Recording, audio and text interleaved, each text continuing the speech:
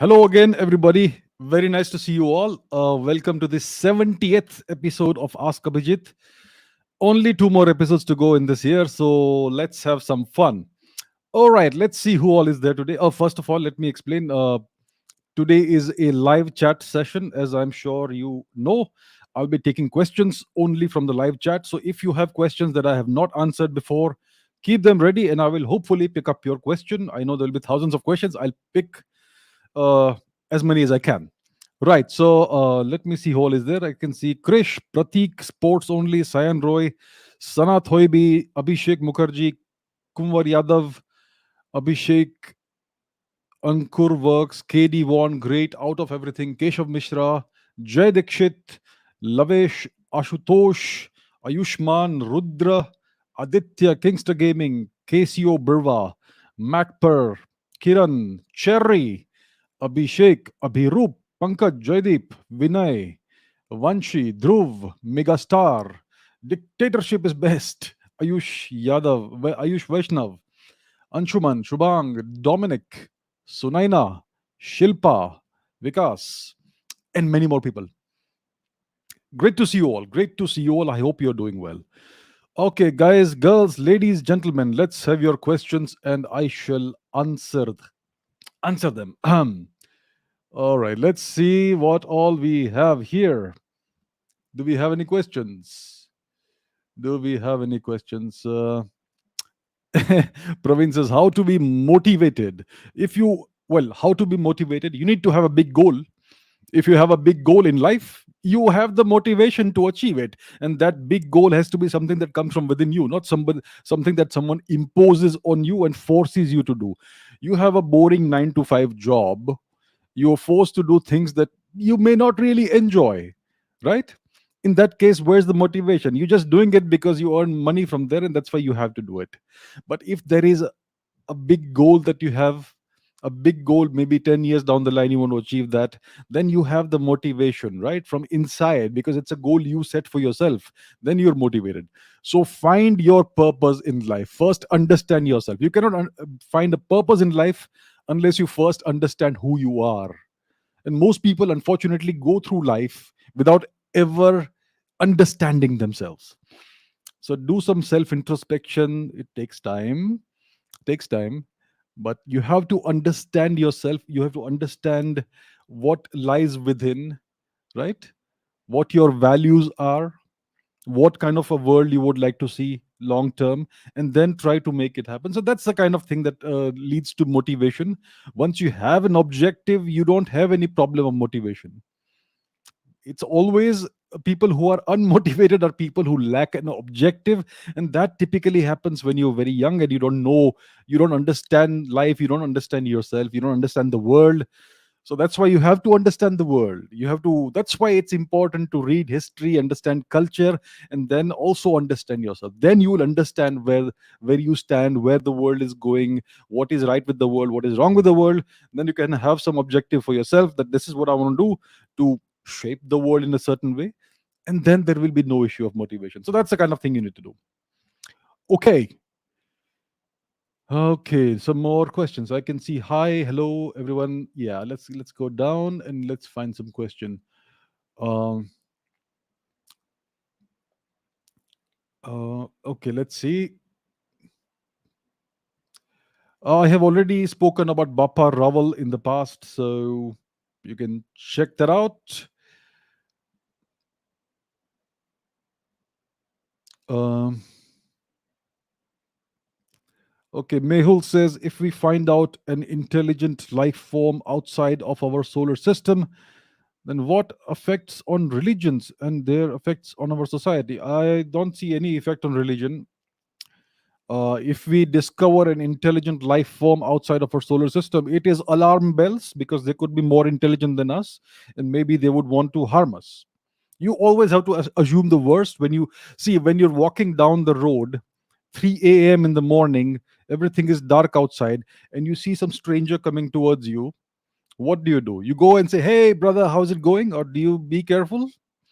You have to assume the worst when you're in an unknown place, in complete darkness, middle of the night, and you see a stranger approaching. You have to take all possible precautions.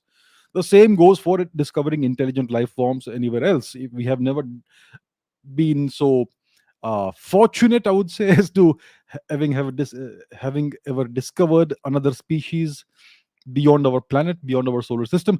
If we do, it has to be with extreme caution. We have to approach everything with extreme caution. First of all, we should not advertise our location, that, hey guys, hello, listen to us, we are here, this is our location. Don't do that. Please don't do that. But we are doing it. That's not a very good idea. So, but if we discover any such intelligent species outside of our solar system, what effect will it have on religions? Uh, I don't see any effect on religions. Religions, the Abrahamic religions are extraordinarily dogmatic. It's all in the book and nothing outside. So the book is not going to change. Whatever books they follow, each religion has one book, major book, central book. So that is never going to change, and therefore there will be no change in the religion. When it comes to other cultures, etc., well, if you look at the dharmic religions, dharmic so-called religions, the dharmic continuum, the dharmic practices, the dharmic civilization, in that case, we have always, I mean, our ancestors have always believed that there are multiple lokas, right? Multiple spheres of existence and all that. So that essentially says that there are worlds beyond our own, our Earth, our solar system, and therefore it's not going to change anything about that. It's going to be like, yeah, we already knew this. So that's the kind of thing there is. It's more about technology and defense and all that we need to look at. It will not really change religion. What effect will it have on society? Well, some people will go in panic mode, some people will be hysteric, some people will say, oh, let's welcome them with garlands, aliens, and so on and so forth. So it depends, it's going to have a wide range of effects on society. Okay. Anish Kulkarni says, why do sadhus and rishis have long hair and beard, whereas monks are always clean shaved?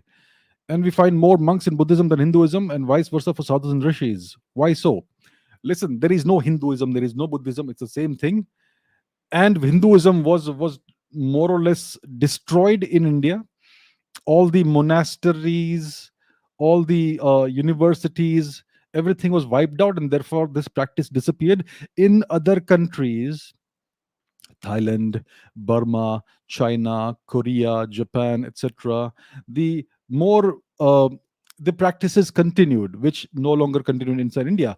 And over there, for whatever reason, because of because of the chronology, they were at the time more influenced by ideas that are now uh, categorized as Buddhist ideas, even though there are clear elements of overall dharmic practices, including what is called Hinduism, in there.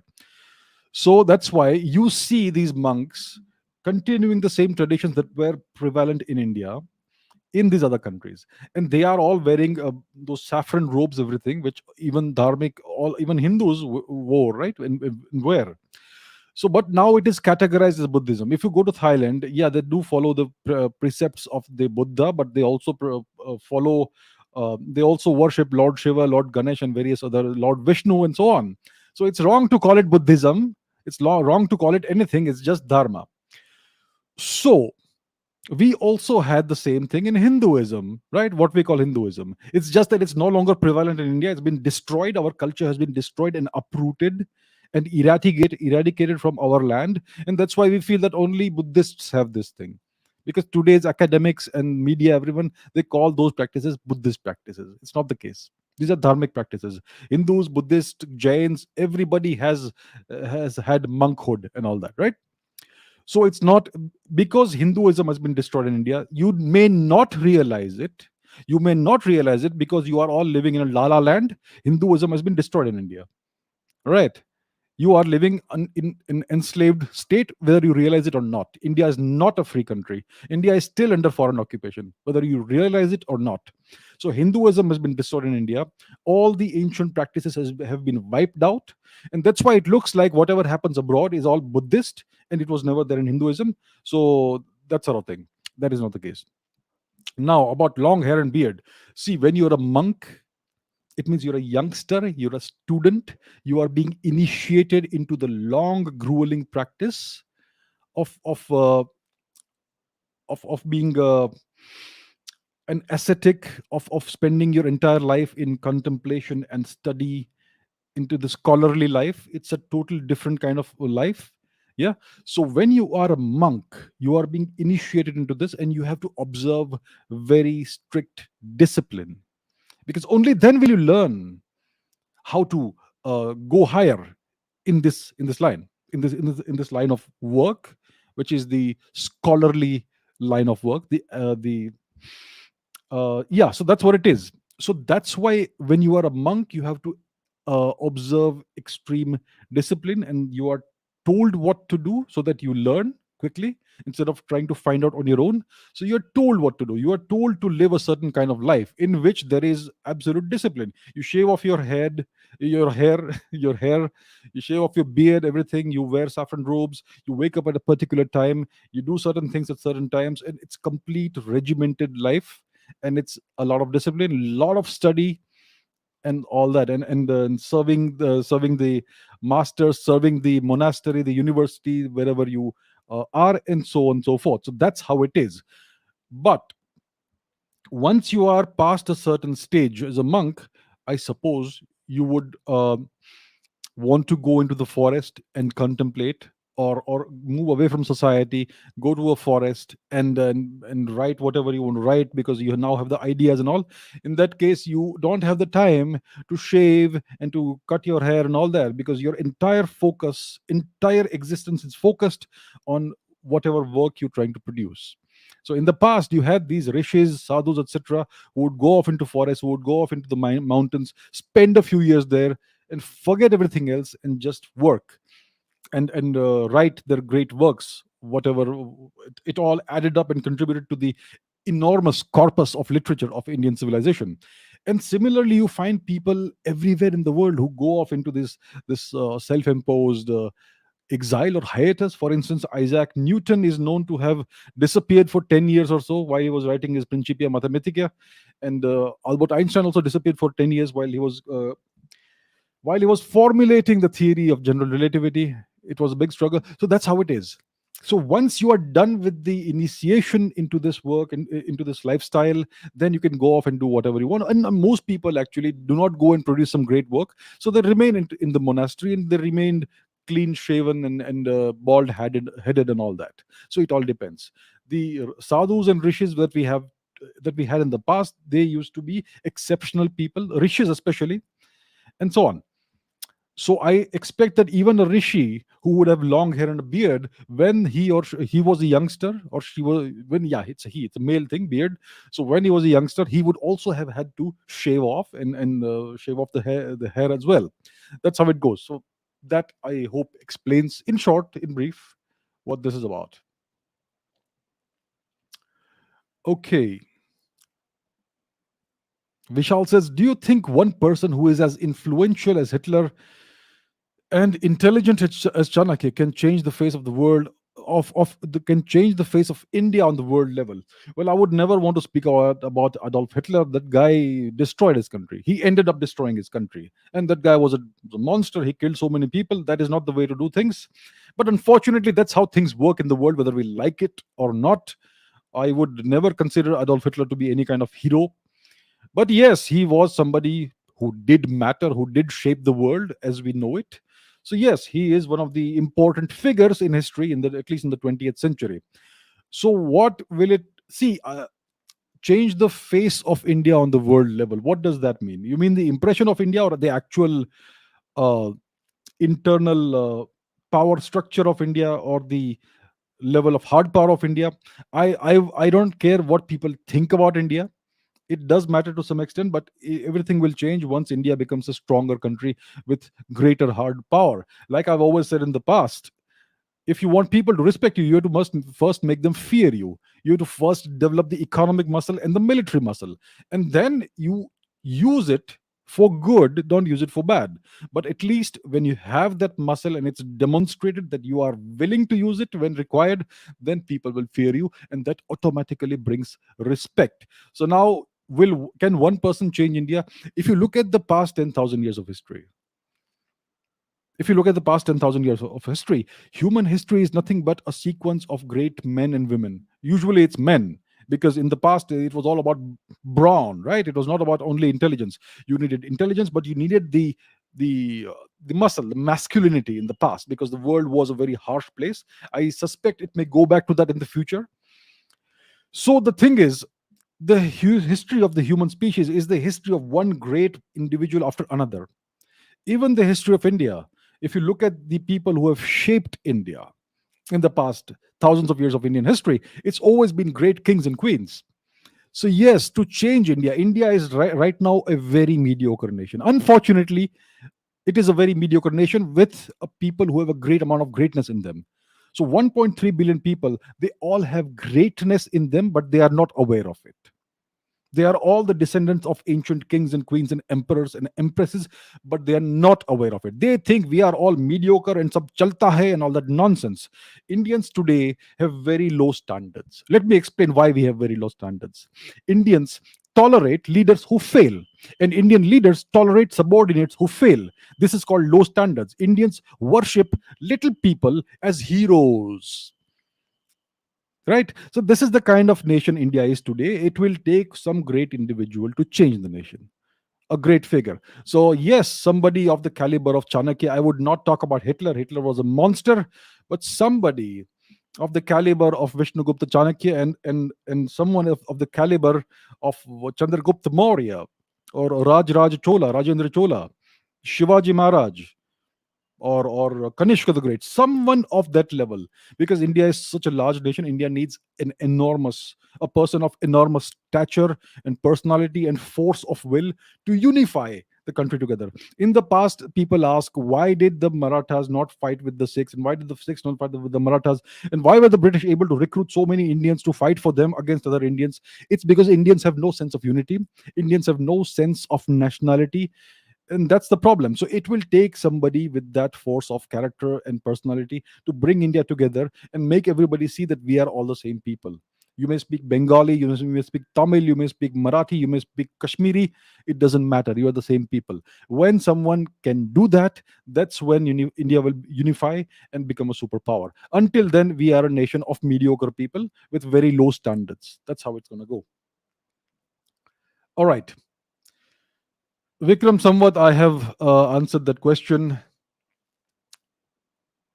Rudra says, in maths, physics, chemistry, why do we only use Greek symbols? Even the COVID variants are named after Greek alphabets. Omicron. And what's special in the Greek language? Nothing special about the Greek language. The world is Eurocentric today. The people who run the world and decide these names are all Eurocentric, Western oriented people. And the past 200-300 years, we have had a tradition globally to suppress the East, to suppress the Eastern world, and to promote the greatness of the white race and the European world. So it's all Eurocentrism. If you look at the names of the species in biology, the animal species, it's all, once again, Latin and Greek. When it comes to botany, classification of botanical species, it's all Latin and to some extent Greek.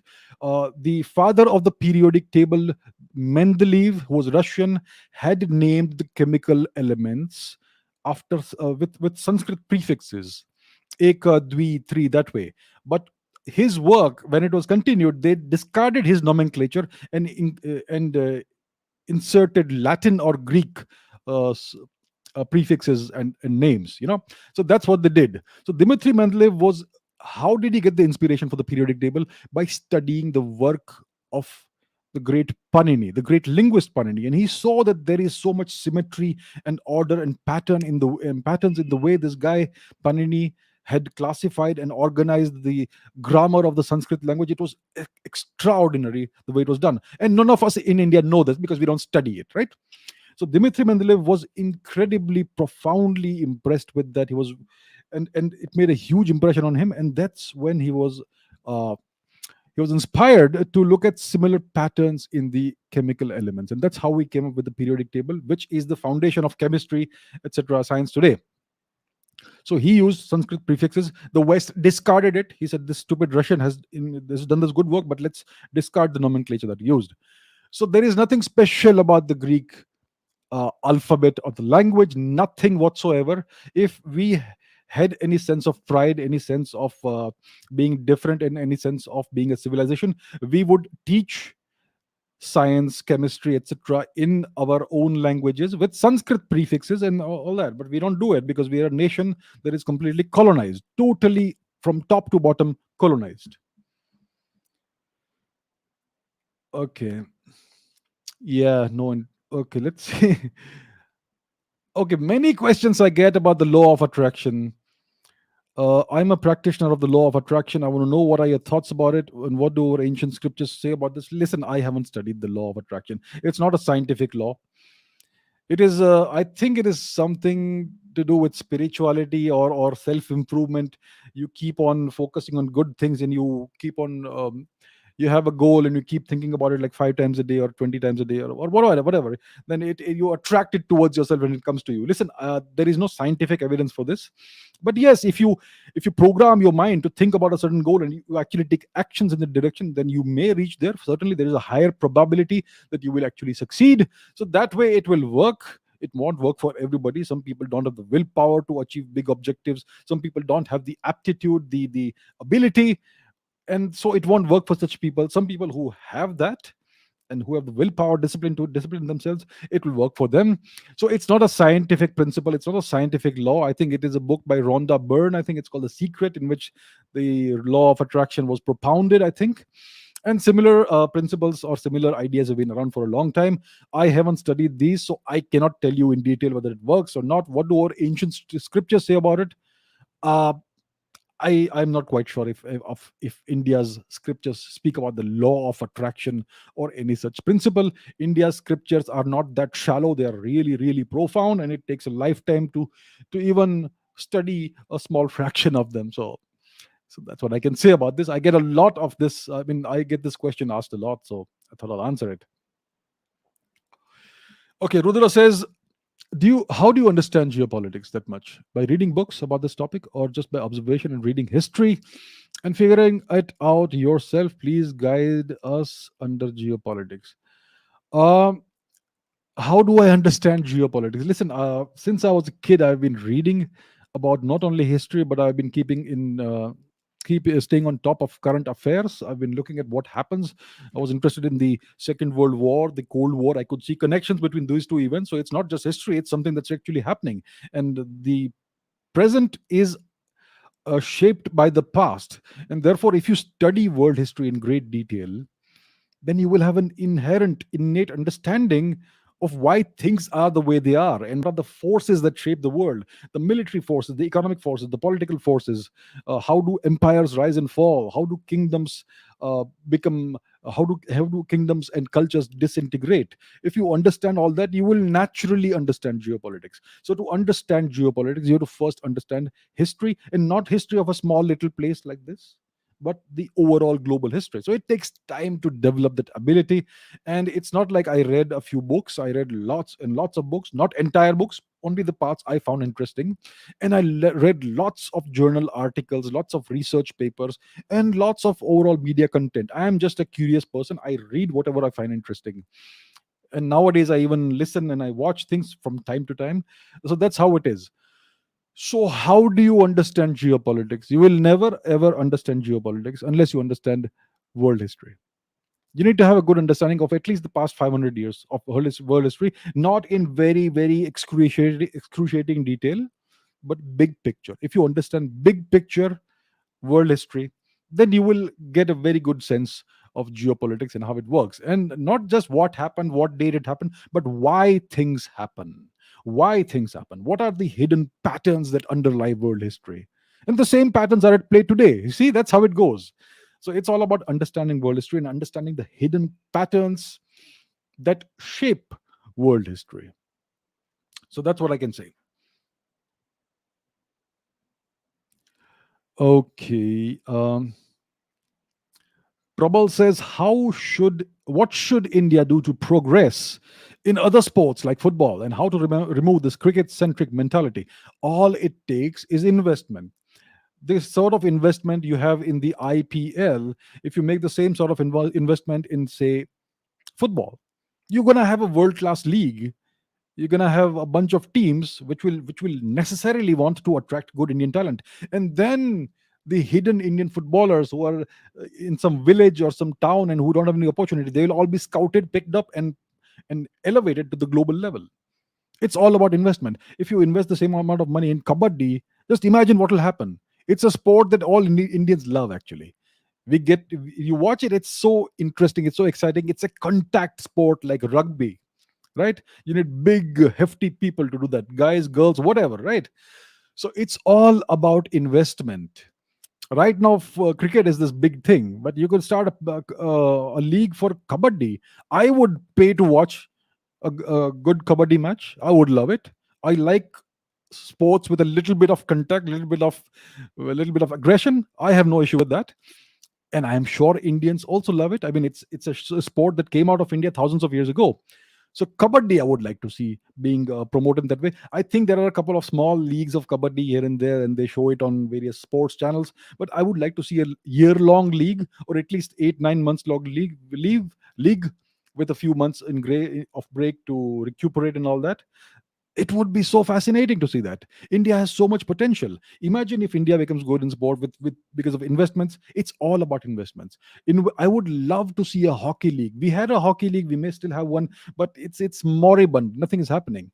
Invest some good money in a hockey league. India will become a hockey superpower all over again, right? It's fun. Sports are great to watch. Spend half an hour, 1 hour of your day once or twice a week in watching sports. It's great, and it's even great to play sports because it develops you physically and mentally as well. It's good for personal development, for personal growth. I would like to see a mixed martial arts league in India. It is all about investment. We need entrepreneurs who invest in this. Look at Dana White of the UFC. He started from scratch. He started from zero. He had nothing, and he built the UFC into what it is today. It's a global behemoth. So if we need Indian entrepreneurs, we need Indian businessmen, businesswomen to invest in sports, start up. This is all startups. Start up a new league of some sport and let's see how it goes. If you do your work well, if you are good at business, you're going to make it succeed. But what I see is that the environment isn't there in India for risk taking. India is still a very poor nation. Per capita GDP is abysmal. So people are very, very afraid of taking risks. You make of taking risk. If you make a mistake in business, you lose your investment, you lose your money, you lose your business, then it's almost impossible to start over again. In the US, it's not that way. You can fail at multiple businesses and then you can succeed eventually, because there is so much angel investment and all that. In India, that is not there. If you're in some small village in Bihar, let's say, and you have a brilliant idea, how are you going to get the funds for that? So that is the problem in India right now. But what needs to happen overall for progress in other sports is just investments. We need to put money into that, because it's going to create an entire ecosystem in which there'll be so many jobs that are created, you know coaching jobs, various support staff jobs, medical sports medicine jobs, coaching jobs, stadium maintenance jobs, and an entire media industry can be created around this. It's an untapped gold mine. Sports is an untapped gold mine. And you know what? Today, you wanna take a break. You have to go and switch on some TV channel and watch cricket. That's the only option you have. What if you have seven other sports that you can watch? It will give people more options in life. In India, there are no options. That's the problem. So that is what needs to happen. I would love to see it happen. When I was a kid, I used to think, why don't we have these things? Why don't we have a rugby league? I used to think when I was a kid, but of course, rugby is not really relevant to India. When I was a kid, I used to think, why don't we have a rugby league like they have in other countries? Why don't we have a football league? Why don't we have a cricket league? Okay, so now we have a cricket league, but we are completely neglecting other sports because we are still colonized, this colonial mindset, play cricket. So I would like to see other sports take off. It will be great fun if that happens. Great, great fun. Okay. Tejas says, what is the origin of the people of Nuristan? Why was this region called Kafiristan before? If they are Hindus, why do they look European? Listen, what is Hindu? It's not blood, it's culture. Why do they look European? Well, we have to look into their history. If you check the genetics of these people, of Chitral, the Kalash people, I have a video on that. You will find that they have Indian origin DNA. They look whatever, because they may be living high up in the mountains, so the skin becomes fair. Look at me, I am also reasonably fair. I don't live in the mountains. It's all genetics, but we are all the same people below the superficial aspects that you see here, right? It doesn't matter what you look like, white, black, brown, red eyes, I mean red hair, blue eyes, doesn't matter. It doesn't matter. Inside we all have the same DNA. If you check the people of this region, the Kalash people, you will find that their patrilineal lineages are entirely Indian, and their matrilineal lineages are more West Eurasian. That's a weird mixture, but from the patrilineal side, they clearly have unmistakable, undeniable Indian DNA, right? Some people say they are descendants of Greeks. That's why they have blonde hair and blue eyes. Hey, look at the Greeks today. Do they have blonde hair and blue eyes? No. The average Greek man or woman will have dark hair and brown eyes and reasonably brown skin, not white skin. They don't look like proper Europeans. So, this entire thing that they are descendants of Alexander's soldiers is utter nonsense, right? So, these are the Kalash people. They practice a very old form of what we call Hinduism. It looks like a Rigvedic form of Hinduism, right? That's what they practice. But it's dying out. So in this region called, which is now known as Nuristan, it was called Kafiristan in Afghanistan before. So I think in the 19th century, etc., these were people were still Hindus. In see, so there are two regions. One is this Kafiristan in Afghanistan, or Nuristan, it's called now, and then there is this region called Chitral. These are essentially adjacent regions, same overall geographical vicinity. So the Chitral region in Pakistan, these people are still somehow continuing the old tradition of ancient Hinduism. In Afghanistan, they've all been converted to Islam. So in the 19th century, late 19th century, early 20th century, somewhere there, these people were all massacred. Whoever survived was converted by force to Islam by the Afghans. And that's how Afghanistan is now entirely an Islamic country, 99.9%.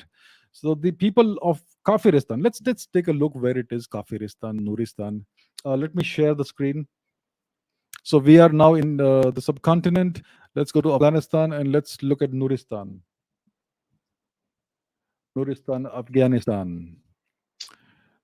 Okay, so this region, which you can see here, is Nuristan, so-called Nuristan in Afghanistan, and the region near it is Swat, Chitral, etc. So it's all adjacent regions, right? So that is where these people lived. These people who practiced this ancient, who had held on to their ancestral practices. So the Afghans massacred lots of them, forcibly converted all of the rest to Islam. So the place which was originally called Kafiristan was then called Nuristan, the land of light, because Islam is here now. So that's what happened. That is what happened in brief. They were all converted by force, and then they said, this is the land of light now because Islam is here and Hinduism is gone. So that's what happened. And why do they look European? Because of their mixed genetic status. Patrilineal lineages are Indian. Matrilineal lineages are weirdly West European.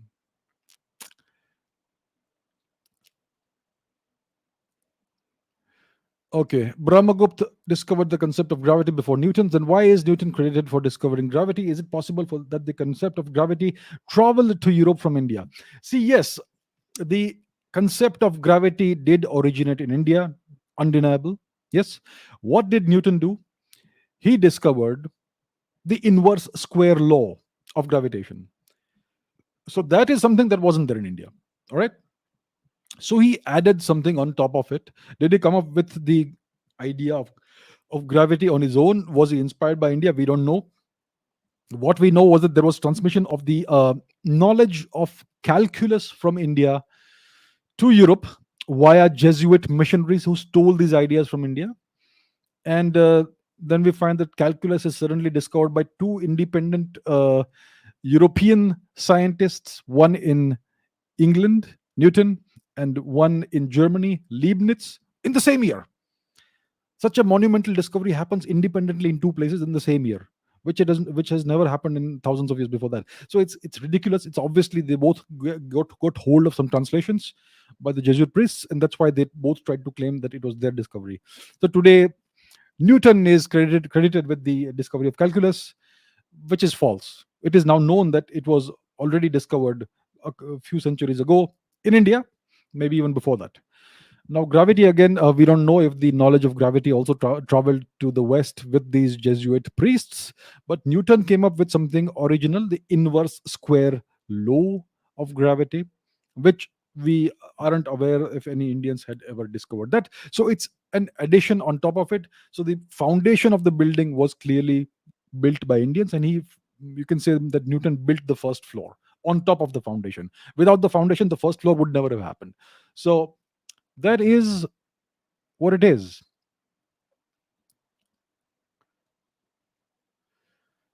Okay. Why does the Irula tribe from South India way look different from North Indians? Look below the surface, check their DNA and see what you see.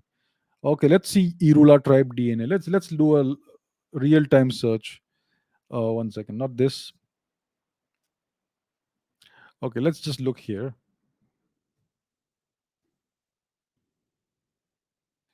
Irula tribe DNA. What is the Irula tribe's DNA?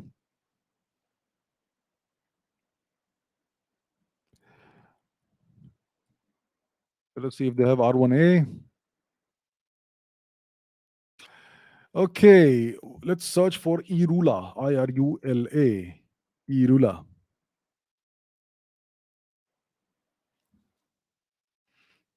Okay, this. So yeah, okay. So I will have this will take some time to research properly. So let me not take away your time in that. The thing is this: that Indians look very different, depending on what region they are in. Right?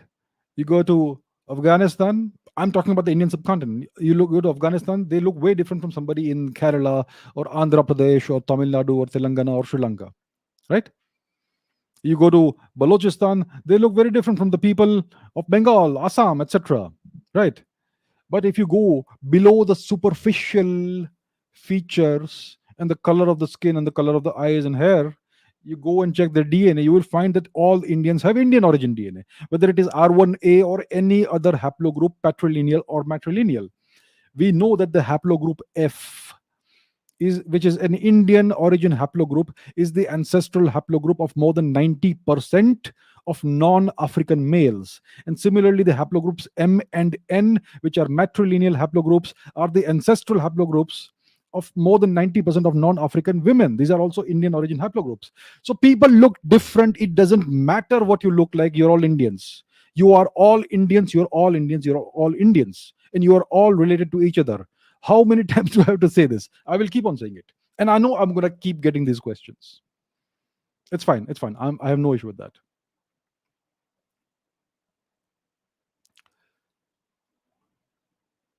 I heard that Greeks ruled Saurashtra region, Gujarat. Shed light on that. Look, they were Indo Greeks. Okay, I have a video about the Indo Greeks and what it was all about. So after the failed invasion by Alexander, you had a subsequent invasion by his general Seleucus Nicator, which ended up as an Indo-Greek alliance. He entered into a political and familial alliance with our emperor Chandragupta Maurya. Chandragupta Maurya accepted Seleucus Nicator's daughter as his wife. They became relatives, and then Seleucus Nicator went westwards and continued his campaigns and became the ruler of a very big empire to the west of India. Later on, his generals, etc., they established small little kingdoms in India's west, in India's northwest, called the Indo-Greek kingdoms. These Greeks, they adopted Indian culture, Indian lifestyle. They all well, conversion is not the right word. We have no conversion to dharma, but they all adopted dharmic lifestyles. Some of them became experts in the Vedas. Some of them became expert in Buddhism. For instance, in the Buddhist precepts, for instance, you have King Milind, who was an expert in the Buddhist precepts and also in the Vedas. King Milind, Menander, they call him. That was in the northwest of India. And similarly, it is said that for some small period of time, some Indo-Greek kings may have ruled in Western India, Saurashtra, Gujarat, and these are all not fully Greek because they married Indian ladies. They all had Indian wives, so their children, descendants were all half Indian or one more than half Indian and half Greek. So most of them eventually were just known as Yavanas or Ionians, Greeks, but they all had Indian blood and Indian culture. So yes, it is. it is believed, I think it is recorded, that there was a small period of time when Saurashtra was ruled by, was part of the Indo-Greek kingdoms. I think Junagadh was known as Yavanagad for some time because it was a city ruled by the Greeks. So yes, there is a short period of history in which Saurashtra was ruled by the Greeks, and later on it was the Greek Indo-Greek era was over, and then you had the Scythian era which began. Again, Indo-Scythians. Scythians are the same as Indians. There is no real difference, and so on and so forth. So that is your answer, sir. In very brief, you can certainly look in more detail and read up about this matter.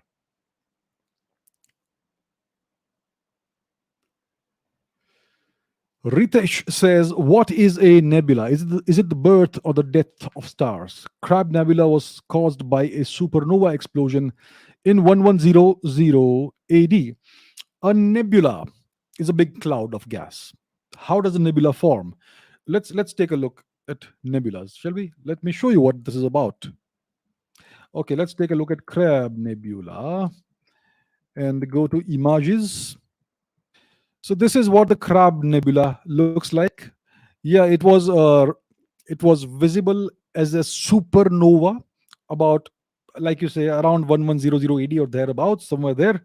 So this, what you see here, is a enormous cloud of gas, various kinds of gases, and the blue light I think comes from oxygen or nitrogen, and the different colors come from the ionization of different gases.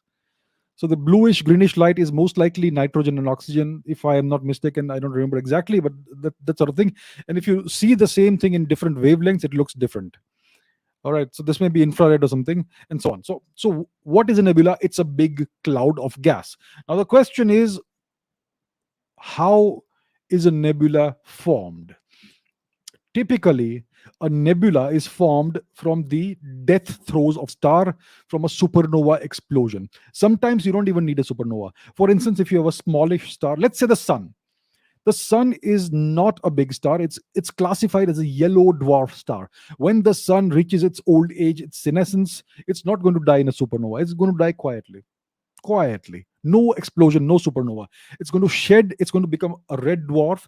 It's going to shed its outer layers, and eventually the outer layers will just dissipate in an ever increasing uh, in a shell of ever increasing radius, and that will eventually become a big nebula, a big cloud of gas. And what will be left at the core, where the sun is, it's going to be a white dwarf, most likely. So that is one way of forming a nebula, when a star just quietly dissipates away, and then you have a big, mostly spherical nebula. And at the center, you have a white dwarf or something that's left behind. Eventually, the shape will change from a sphere after many millions of years. The other way of forming a nebula is an explosion, a stellar explosion, a supernova explosion, in which a larger star, a star that's larger than the sun, dies by exploding. Boom. That's how it goes.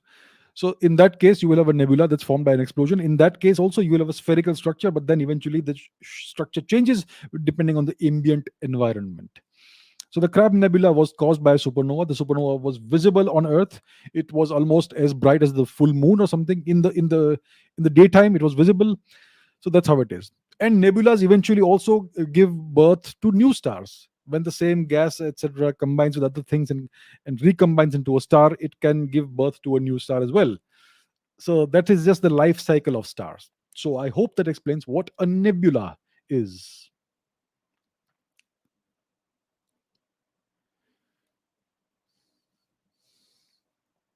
Okay, let's take some more questions. What do we have?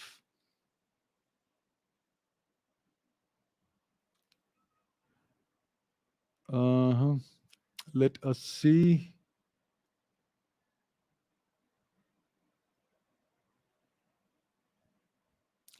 Okay, Harsh says, why don't we have drawings or formula written in our ancient texts? Why did they only use words and verses to describe all things? Is it because of their higher intelligence? So, if you look at the Vedas, the Puranas, these are not scientific texts, right? So, there you will not find anything mathematical or such. In the case of actual mathematical and scientific texts, you find that Indians did not use formula, they encoded these formulas in Sanskrit. So I don't remember what exactly it is called. It is a way of encoding formulae in in syllables and all that. So it was the Indian way of doing things. Maybe it was more convoluted or whatever, but it was very accurate. So you could actually decrypt, let's say, a poem. It looks like a poem. It has verses in a certain meter, and each syllable is a component of a formula. So that's how it was done. That was the way of doing things.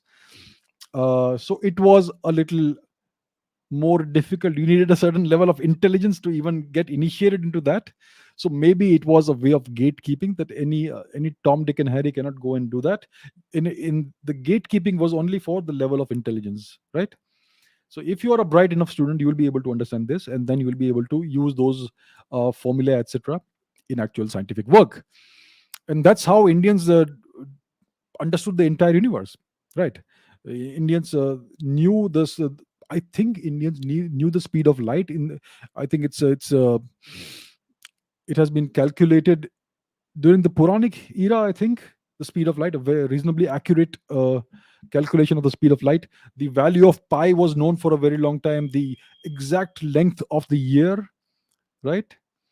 Of the year, the periods of the various planets, everything was calculated on the basis of laws that were encoded, of physical laws that were encoded in mathematical formulas, that were encoded in the syllables of Sanskrit in various uh, texts. So that's just how it was done. Is it higher intelligence? It certainly requires a huge amount of intelligence to be able to do that.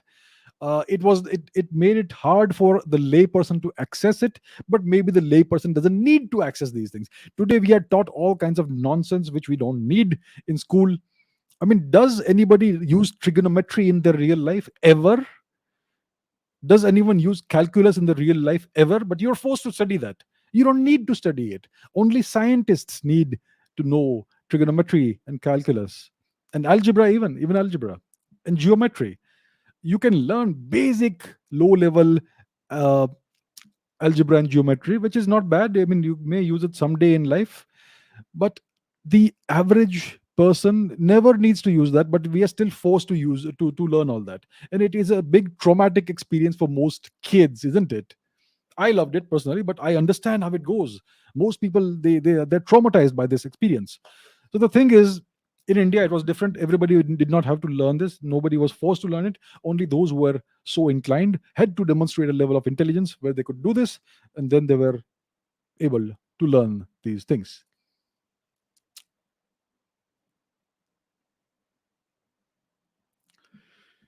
Okay, the question is, you say that out of Africa migration theory is the best that we know of today. Yes. Then my question is, how did these people from Africa inhabit landmass far away, far beyond, such as Australia, North America, etc.? It's called migrations. It's called migrations. They migrated. There have been lots and lots and lots of waves of migrations of human beings from one place to another. Even before the out of Africa migration happened, the Homo sapiens migration, our ancestors migration out of Africa happened. There were, before that also, there were many migrations out of Africa. You had the Neanderthals, our close cousins, who were living in Eurasia long before us, long before our migration happened. You had the so-called Denisovan people, whose migration also happened long before ours. They also lived, I think it happened before ours, but they also lived in Eurasia. uh, you know that you have these fossils from Indonesia, from Java, of hominid species that came way before us, right? And it looks like there may be evidence of human presence in Southern America that date back more than 100,000 years, maybe 130,000 years. So if that is proven to be true, then it indicates there was a migration out of Africa even to South America before the uh, Homo sapiens migration happened 75,000 or so years ago. So how do people migrate? They take enormous risks. Why do they take risks? I don't know. The story is lost in time. How did people reach Australia? They went by sea. They undertook a very difficult sea voyage. I mean, we know that 4,000 years ago, there was the introduction of Indian genetics in the Australian Aboriginal population. How did these Indians from the Saraswati Sindhu time reach Australia? Right? So they undertook a very long, difficult, and arduous journey. Humans take risks. Why do they take risks? The story has been lost in time. So typically, you would take a long journey across land. You would take a long journey across sea on some kind of boat or raft or something, which is able to survive the long voyage. You may get stranded somewhere and you may set up population there, like in Sentinel Islands and the Andaman Islands. We have the natives there who have been stranded there for like 30, 40,000 years, right? And then you have the population of Australia, which is about 50, 60,000 years old, isolated population. They also reached there somehow 50, 60,000 years ago. They must have undertaken a sea voyage. Why did they do it? We don't know, but that's just how it is. And similarly, they say that in North, the population of the Americas, North and South Americas, it is said. See, let me show you the map, and we will go there. Okay, let's go back to maps. Okay, let's zoom out. So, if you look at the people, the native, true indigenous people of the Americas, they look more like the people of Siberia and Mongolia, don't they? If you look at the superficial facial features, and genetically also, they have been proven to be closer and related to the people of Siberia and Mongolia, etc. So if you look here, you have the two land masses are very close by, right? It's not really far away. And again, you have this so-called what looks like a bridge here. So in the past, during the ice ages, all of this was frozen over, and you could just walk. You could just take a walk if you had the endurance and stamina from the Eurasian landmass to the North American landmass. So it is believed, the mainstream theory says that there were no human beings in the Americas until about 13, 14,000 years before today. Before that, there were no humans. That's what they claim. And these humans, they migrated from Eastern Asia across the frozen seas into North America. And from North America, slowly, they made their way downwards, southwards, and eventually they populated even the southern parts of America. That is the claim that is made. I think it's a very shallow claim. I think there must have been human habitation in the Americas much before that, and I think the evidence is slowly emerging. So it's all about migrations. It's all about migrations. Humans are a migratory species. We just migrate. That's what we do. We don't stay in one place for too long. In one human lifetime, you may stay where you are. But when we take a bigger lens, see, when we see history from a very narrow lens, we get a very narrow understanding of history. If you take a slightly broader lens, instead of seeing the last 50 years, see the last 300 years, you will get a better understanding. Then if you see the last 2000 years, you get a better understanding of humanity and the human history. If you take the last 100,000 years, you get a big picture understanding of the patterns of human history and migration. So if you take the big picture view, you find that the history of the human species is a history of migrations. Humans migrate continuously from one place to another, always in search of better places to live, better conditions. Climate changes, things changes, ice ages happen, then you have to go somewhere else. Then a warm age happens, the sea levels rise, then you have to go somewhere else. This happens over thousands of years. Even in India, we have migrations. The Saraswati River dried out, people moved away from there and went elsewhere. It is known, it is recorded.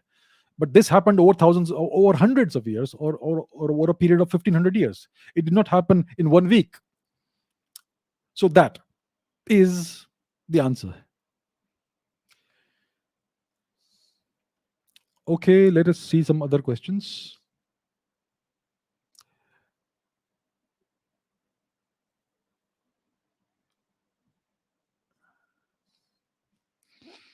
Mahendra says there are some concerns over Chinese electronic parts in the S400 system that would allow China to disable the system whenever they want. Could transfer of technology or buying American systems be a better choice?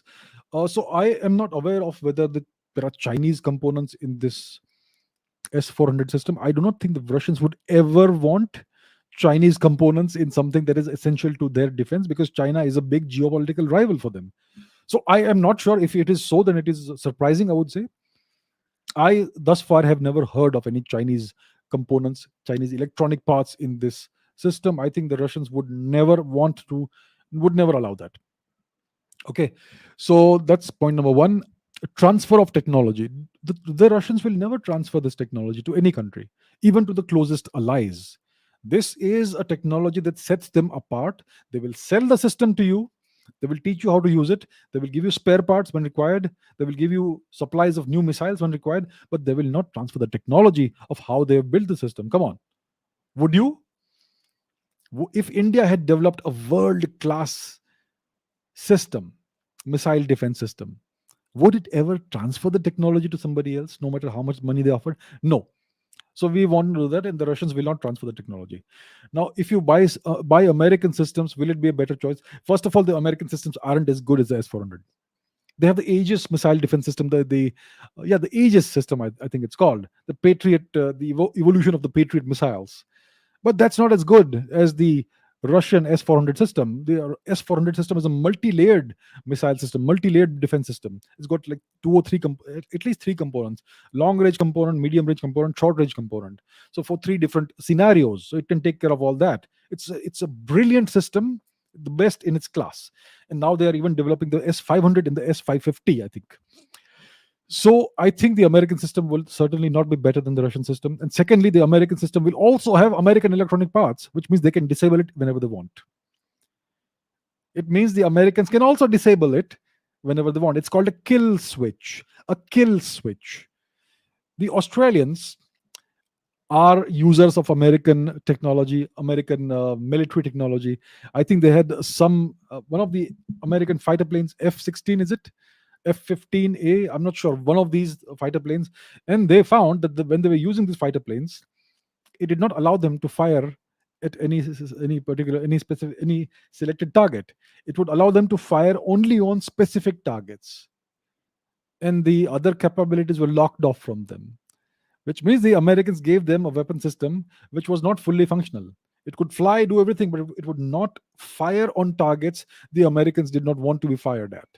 And then the Australians had to spend several years to rewrite the entire software package that would finally allow them to unlock the full capabilities of the fighter aircraft. So even American systems are like that, right? They can switch off certain uh, capabilities when they wish remotely.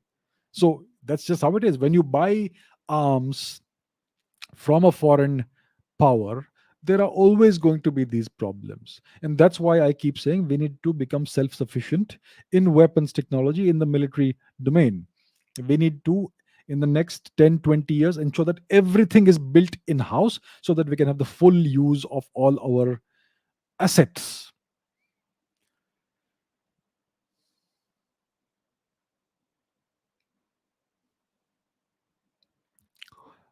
How do scientists determine the event horizon is the point from which even light cannot escape? It's very simple. The calculations that come out of general relativity.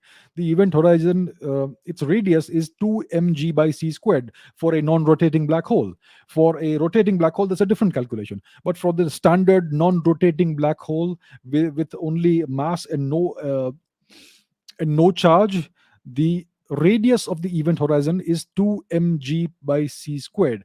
2 mg, 2 mg. M is the mass, g is the gravitational constant, and c is the speed of light. 2 mg by c squared is the radius of the event horizon. It's all theoretical. We don't have a black hole that we can actually test. We don't have a black hole in a lab sitting somewhere, right? So it is all theoretical. We have observed objects that look like black holes, that behave like black holes, but hey, it could be something very similar to a black hole, very close to it, but something different. It is very possible. So it's all theoretical thus far, unless and until we actually have a black hole in a lab or somewhere nearby that we can observe, or unless we can actually send a probe to an actual existing black hole, then we'll be able to actually corroborate what the theory says. So the event horizon right now is not something that is observed and measured. It is something that our theory tells us should exist. So that is the boundary of no return. The line of no return. Beyond that, light cannot escape from a black hole if you go closer to the black hole than that. So that's a theoretical calculation.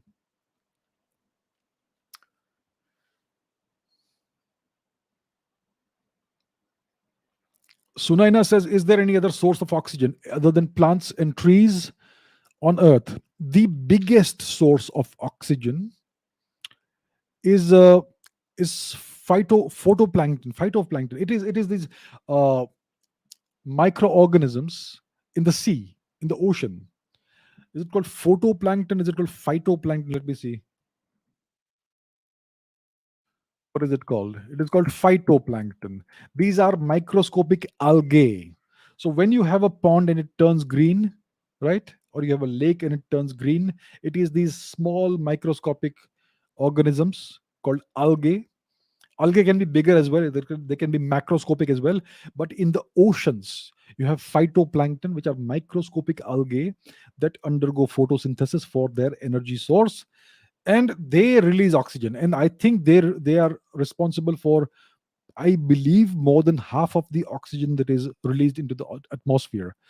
So that is why the oceans are essential to our survival. If we kill the oceans, we're going to kill the phytoplankton, and then we're going to have a big oxygen catastrophe. So it's not just the trees and the plants on the earth, it is the oceans and their phytoplankton that is really vital to the survival of our planet overall and the kind of ecosystem we have today. If the ocean becomes anoxic, if it becomes deficient in oxygen, which has happened in the past, then there is going to be an extinction level event, and it's going to be big trouble for us. So that is actually the real major source of oxygen, the phytoplankton in the oceans.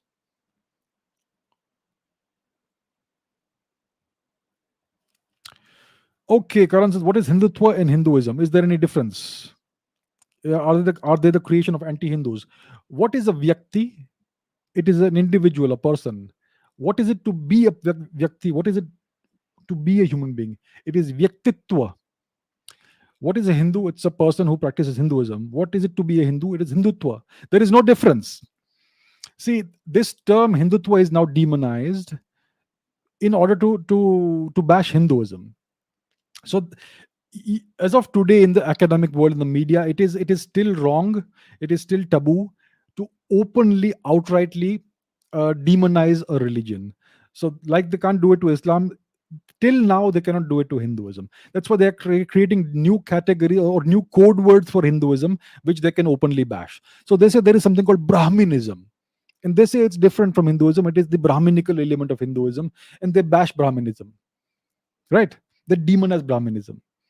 Brahminism, there is no Brahminism. It's a new term they've created for just for the purpose of demonizing Hinduism. Similarly, Hindutva is a proxy they use to demonize Hinduism. It is again a term that has been coined relatively recently, right? Hindu itself is a foreign term. It's an exonym. Indians never called themselves Hindus. It is the Persians who first called Indians Hindus, and then the Arabs, Turks, etc., started calling Indians Hindus. Now it has become the term only for the Indians who practice Indian culture. The other Indians who don't practice Indian culture are no longer called Hindus. They are called whatever other religion they are. So, Hindutva means being a Hindu. If you are a Hindu, you have Hindutva in you. That's it. It's not a separate form of Hinduism or anything. Some people define it as Hinduism that resists, that stands up for itself. That could be a new way of looking at it, because most Hindus are passive and they just accept whatever happens to them. You burn their books, you destroy their temples, you enslave their temples, you steal the property and the money of the temples. Hindus will just sit and watch, docile like sheep. And some Hindus, they speak about it, they protest, and those are the Hindus who resist. So those are possibly term the Hindus who practice Hindutva, which means active Hinduism, you know, that sort of thing. So these are all, it is all semantics, it's all terminology. But the term Hindutva is demonized by anti-Hindus for the sake of demonizing Hinduism. Similarly, Brahminism is a new term they have created. There is no such thing as Brahminism, but today everybody uses this term Brahminism in academia, in the media, everywhere. They will call certain temples as Brahminical temples. What the hell is Brahminical temples? These are Indian temples. Everybody went there. So that is all done to create more divisions in Indian society, in Hindu society, to break one component of Hindus from another, and create more resentment among certain Hindus, and so on. To the eventual end goal is to wipe Hinduism out of the country, whatever little is left of Hinduism. So that's what it is.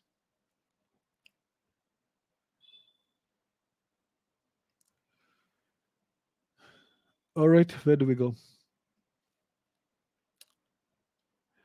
How to unite Hindus? Leadership. Leadership. We need the right leaders. I'm not saying we have wrong leaders. I'm not saying we have wrong leaders. We need great leaders. Do Rajputs and Pashtuns have the same ancestry, where Rajputs were one of the mlechas, just like the Indo-Iranian steppe population? Rajputs were not mlechas. See, this entire thing of okay, it's first of all, it's a good question. I'm making a different point, which will come back to this question. All right. So this right now, I see this big fight happening among Hindus, among Indians, not Hindus, among Indians. Who are the Rajputs? Who are the Gurjars? Who can be classified as Rajputs? Who can be classified as Gurjars? Who is higher? Are Rajputs higher? Are Gurjars higher? All this nonsense. Listen, we are the same people. This is all pointless. It's a waste of time. You're spending all your energy, all your efforts in fighting each other when you should be unifying, because you all have the same blood, the same ancestry. It doesn't matter who is classified under Rajput, who is classified under Gurjar, who is classified under Jat. It doesn't matter. It simply doesn't matter. When people try to distort your history and portray your history as bad, then you can fight back against them. But stop fighting among each other. This petty nonsense is characteristic of India. India's entire vital energy is spent fighting each other. So I'm just tired of that. Please stop doing that. Those of you who are Rajputs and Gurjars, or you're confused about it, it doesn't matter. I don't care. I'm not going to answer questions about Rajputs and Gurjars, right? Now, were Rajputs mlechas? No, Rajputs were not mlechas. Clearly, they were part of the Indian society, Indian civilization. They served Indian civilization. They defended it, and they practiced. They were very. They had this big. They were very concerned with being virtuous, being noble. So no, they were not mlechas. They were clearly not mlechas. Mlechas are people who have abandoned Vedic Hindu practices, or abandoned some aspect of the Vedic practices. The Rajputs were not that. So they were not mlechas. Now, Rajputs and Pashtuns. See, uh, if you look at the history of Gandhar, if you look at the history of the city of Kandahar, let's say Kandahar, then the one of the Turkic or Persian writers of history more than 1,000 years ago had recorded this, that Kandahar was the city of the Rajputs. So it was the city of the Rajputs, right? And now who lives there? The Pashtuns live there. And who are the Pashtuns? They have the same blood as us. I have demonstrated in a previous answer a few episodes back with genetic evidence, research papers, that the Pashtuns are the same as Indians. They have the same genetics, right? So what happened is that northwestern India fell to the Turks, and whoever lived there was converted to Islam. So the Rajputs who lived there lost, and those who survived were voluntarily or involuntarily converted to Islam. So the Pashtuns are also a warlike people. They were classified as a martial race, I think, by the British. Maybe not, but they have this warlike tendency. So they are clearly the descendants of those Rajputs, and the genetics, as we know, are the same. So it is most likely that the Pashtuns are the descendants of the Rajputs who lived in the region of Gandhar before the Turkic occupation and destruction of the region. So yes, Pashtuns and Indians have the same ancestry, not only Rajputs, because Rajputs are Indians. Rajputs have the same ancestry as all other Indians. There may be some little bit, 0.5% here and there of some foreign ancestry, which is not relevant at all. Indians have this great fetish for looking for foreign ancestry for everything. I see so many Jats who say, "Nahi, hum Indians nahi hai. We are this and we are that. We are Goths and we are Massagete or whatever." Arey Baba, the Massagete were also Indians. So I am just there's this very big hang up for finding some kind of foreign ancestry. Everybody wants to find some foreign ancestry. These foreigners also had Indian ancestry. If you go back 5,000 years, they also originated from India. So it doesn't matter what ancestry you have, whether you're a Rajput, whether you're a Pashtun, whether you are a Maratha, whether you are a Bengali, whether you're a Tamil. It doesn't matter whether you're Assamese, whether you're Kashmiri, it doesn't matter. You are all Indians. Unite, unite, unite. Wake up. Okay.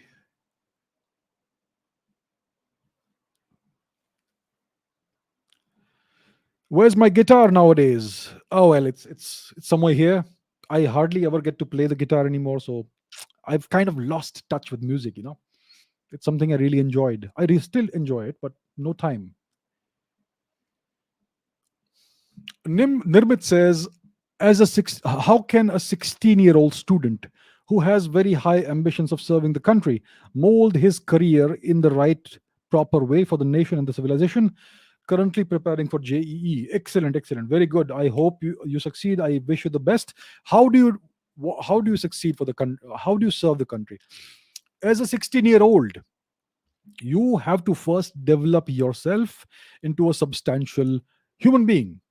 Only when you are a substantial human being will you be able to serve the country. So right now, focus on yourself. I always say this: spend the first 10, 20 years of your life, of your adult life, spend the first 10 or 20 years of your adult life focusing on personal growth and development.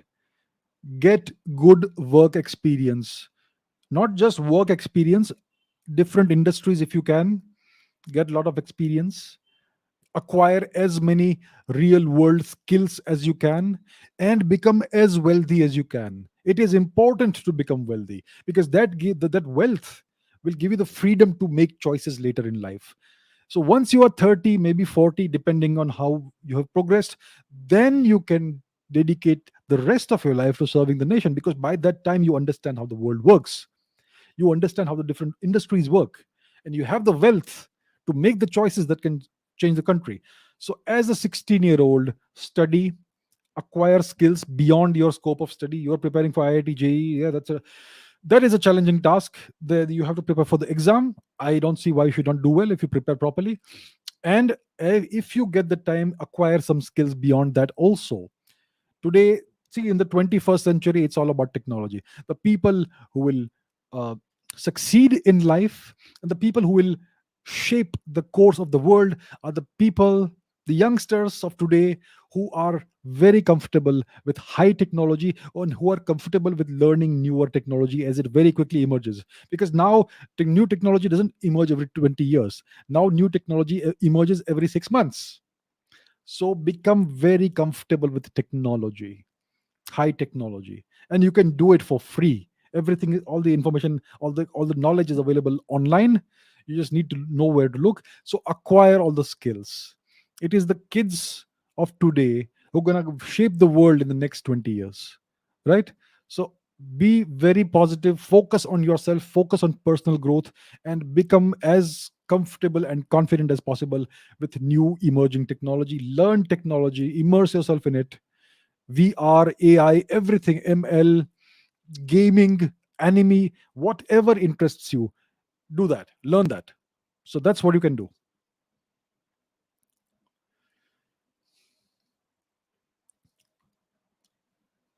Okay, let's take some other questions. Lots of questions. Let me pick some question.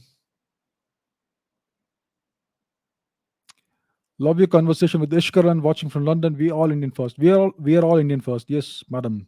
Thank you for the comment. Can you please throw some light on the concept of biocentrism? How much water does this hold according to science? I think I have the book by Robert Lanza, Biocentrism. I haven't got around to reading it. So I think it's a theory of consciousness, that consciousness is present across the universe or something like that. You know what? Let me read the book, then get back to you. I have my own views about consciousness, which may or may not be the same as this. I have purchased the book, it's lying somewhere in one of my bookshelves. I think I will read it up and then maybe I can answer the question. But it's a interesting concept. It's all about consciousness, and the Vedic view is that consciousness permeates the universe. It's not just something that arises in living beings. Maybe it concentrates itself in certain areas like a human brain or something, but it's something that's present to some extent across the universe. So that is a Vedic view of consciousness. I'm not sure if Robert Lanza has the same view. I will have to see it, but a good question, and I will certainly at some point return to this question.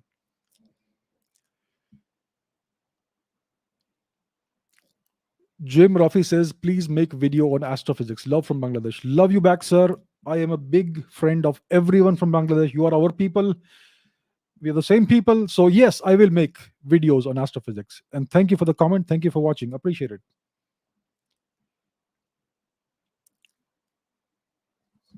Okay. Why are Indian aspirants still preparing for the UPSC IAS exam, which is one of the toughest exams in the world when we all know that that they will all go ahead and do corruption.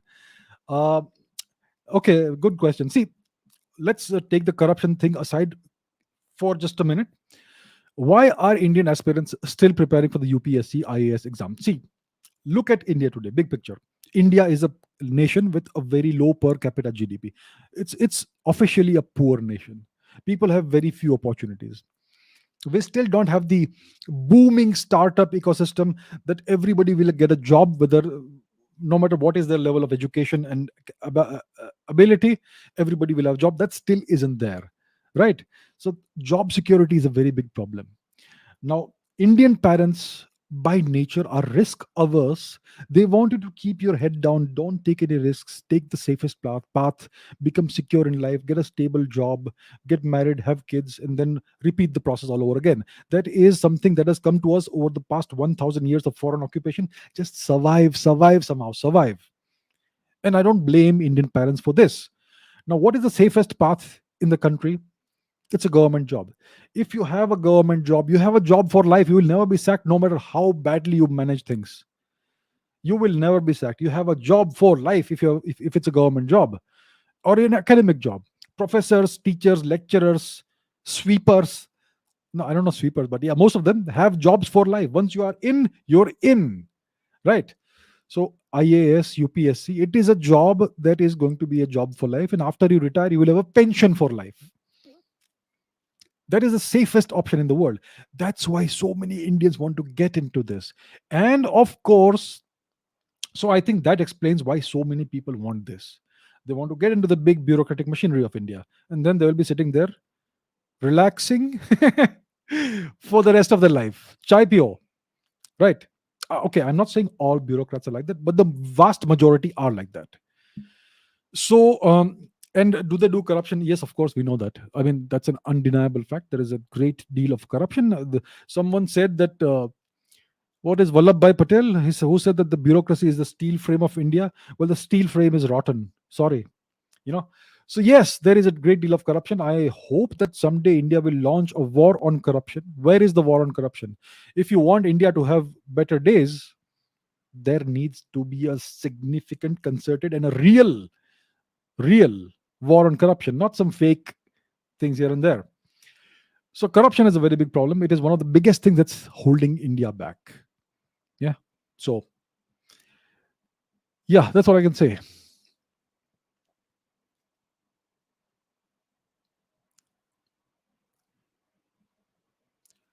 Okay. The full truth is veganism good? It's a personal choice. In the Indian worldview, in Indian civilization, in Indian dharma, vegetarianism is regarded as the highest ideal. Yes, it is regarded as the superior way of living. But we know that Indians have always, some Indians, not all, I think the majority of Indians at any given point in time, before the invasions, before the foreign occupation, before that time, the majority of Indians would have practiced vegetarianism. There would always have been some Indians who were non vegetarian, especially the so called martial races, the people who had to go to war, who needed extra protein to bulk up physically. And even then, you can get all the protein you require from vegetarian food. So I would say that vegetarianism, I'm not talking about veganism, I'm talking about vegetarianism. Vegetarianism is certainly a healthier lifestyle. It is certainly a better lifestyle. It is better for the environment, for the planet. So yes, it is good. Veganism takes it to an extreme in which there is no dairy products also. That's a personal thing, it's a personal choice. It is a new fad that has emerged in the West. We will not eat any animal product. I don't care about what they do. I do not I do not regard the West as a valid uh, as a place from which we need to take our influences. We succeeded in the past with our own methodology, with our own civilization, with our own culture. We just need to look back to the time when we were successful. What lifestyles did we have at the time? What and then we can try to replicate that and in our personal day-to-day lifestyle, and that can help us get better and get ahead in life.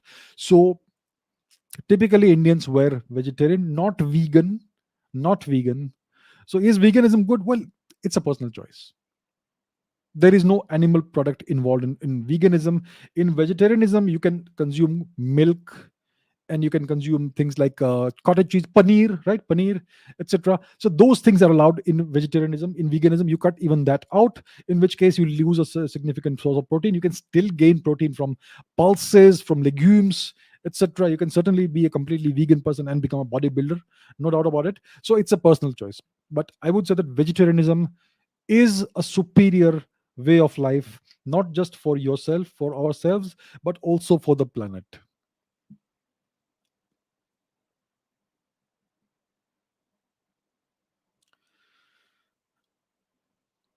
Okay, I have spoken many times about the multiverse. There is no evidence for it. Did Emperor Chandragupta Maurya was a Jain monk? See, Chandragupta Maurya, uh, in the end stage of his life, he adopted the Jaina philosophy, the Jaina way of living, and he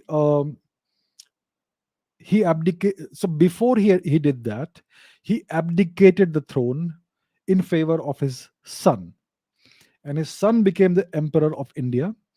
And Chandragupta Maurya said, I am done with this life. He went down south in the southern part of India. I think it was in Karnataka. Over there, he started practicing Jain precepts, and he starved himself. He fasted himself to death.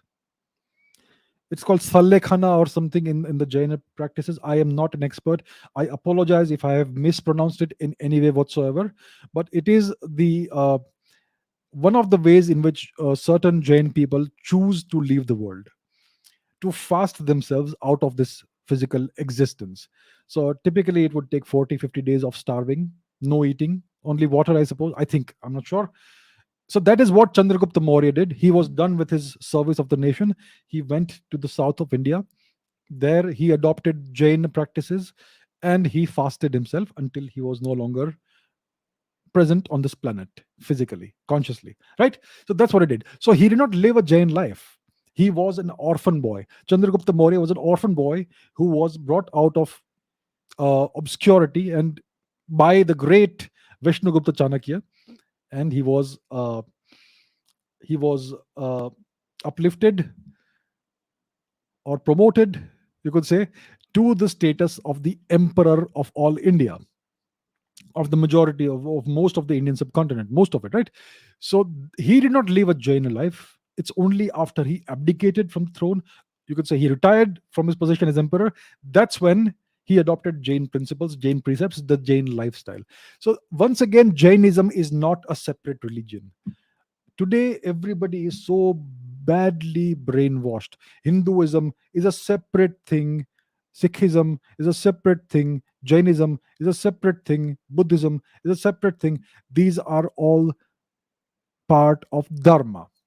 These are different ways of living, different ways of looking at the world, but the core values are all the same. There is no difference. There are more similarities than differences. The differences will be 2 or 3%. The similarities are 99, 90, 98%, 99%, 97%, if I'm saying 3%. So stop looking at the small, minute differences. The similarities are what matter. You know what happens? So I hope I've answered about Chandragupta Maurya. You know what happens? Let me explain something bigger.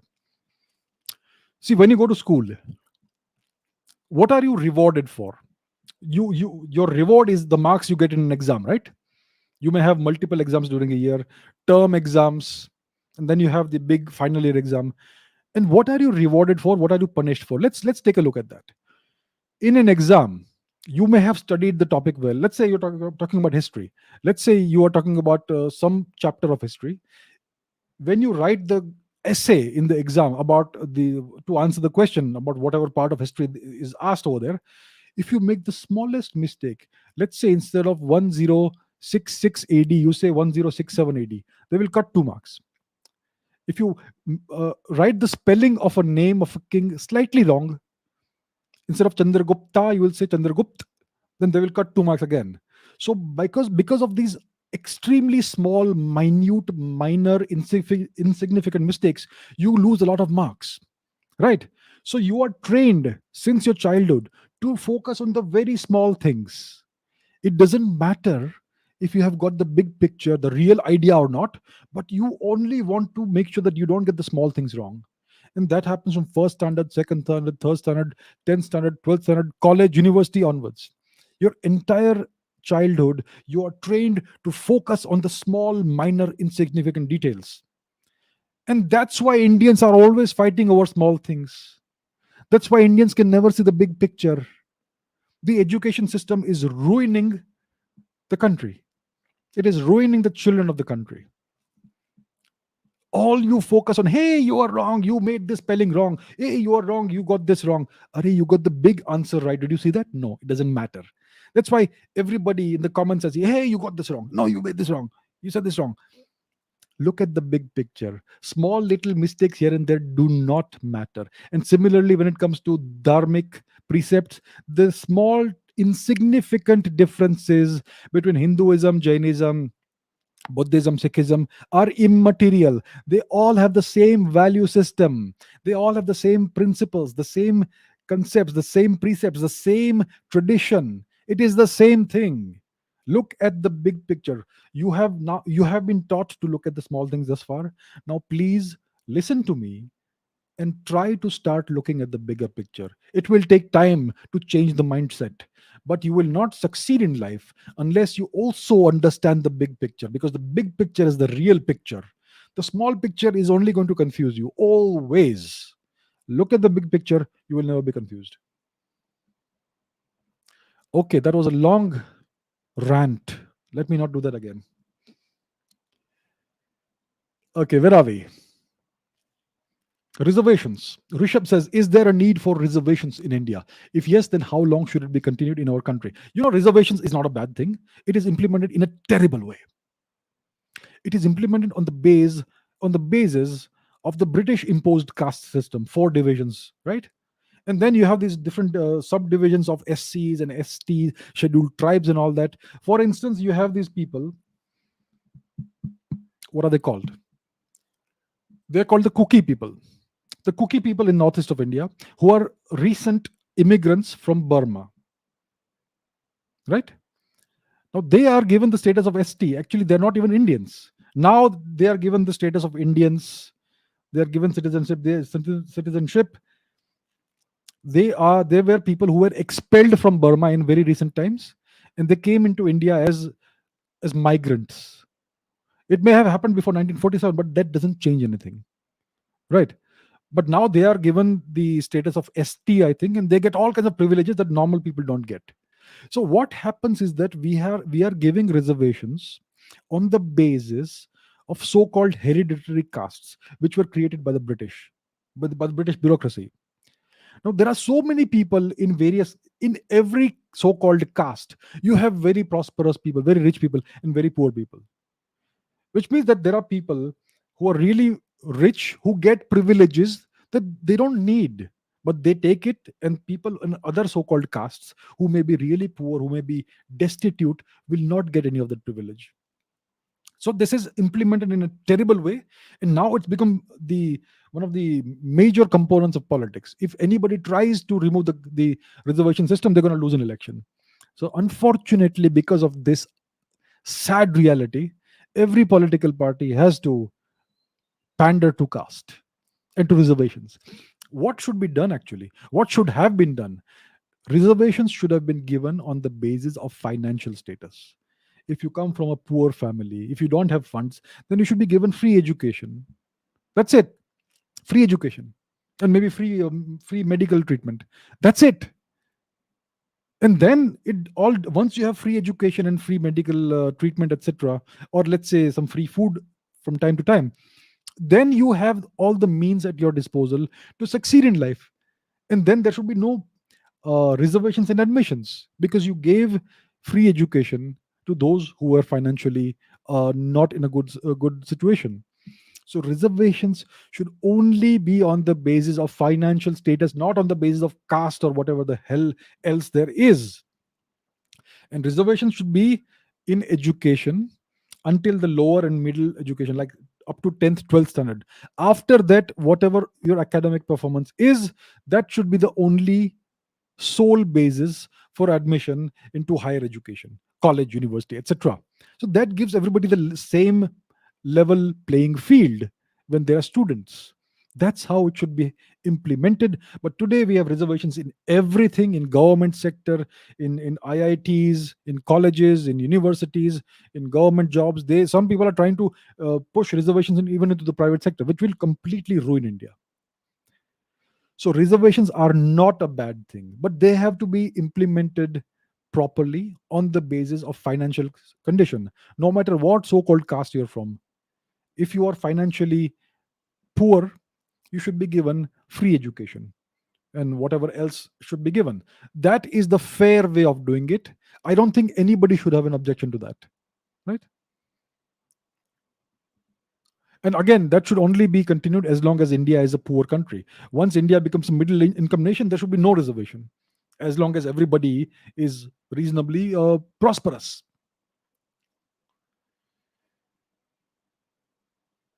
All right, let's take some other questions. Did ancient Indians have any contact with the Native Americans and Native Australians? We have no evidence for Native Americans, but like I have explained, Indians had contact with the Native Australians. Today's Native Australians, indigenous Australians, have a significant, not a significant, but a non insignificant amount of Indian DNA. So you can look at my previous answers and you will get the details.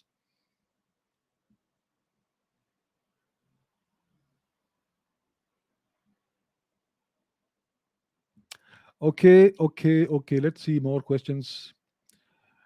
How much knowledge did we lose in the books that were burned in the ancient universities? Almost all of our knowledge, all of the records of the distant past.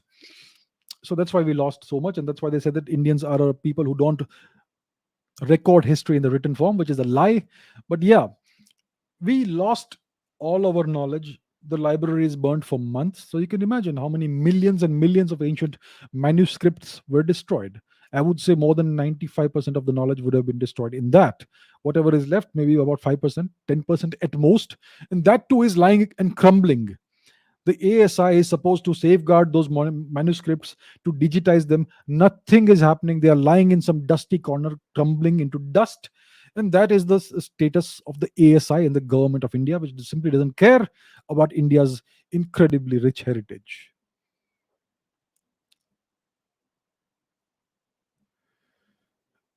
I heard about this. North Korea bans laughter and leisure activities for 11 days on the death anniversary of its previous dictator. Awesome. What can I say? It must be fun to be a North Korean.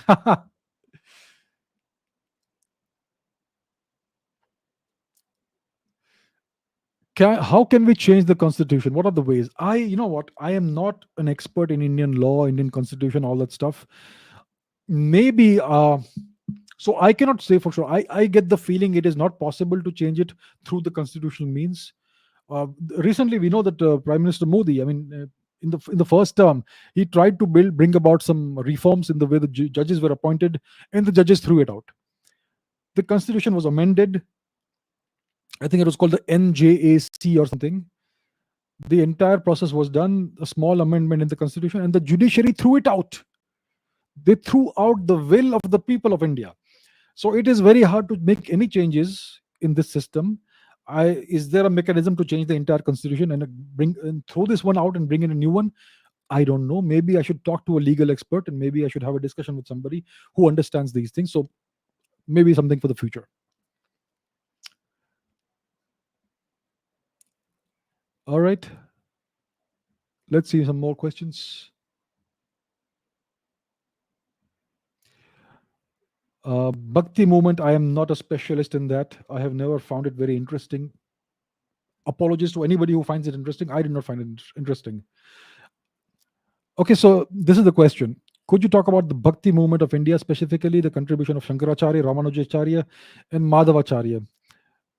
Not my specialty. This is not something I have studied in detail. I am saying this honestly. I have not studied this in detail. So I am today, December 19, 2021, not the right person to answer this. Maybe 2, 3 months down the line, I may be the right person if I read about this. So let's see. Maybe it is an important chapter in India's history during the foreign occupation. Maybe it contributed something to the survival of India's civilization and culture. So I will read about this. And in a future episode, please ask me again, or if I remember, I will do it myself and I will answer this question. But thank you for the question. It is certainly a good question.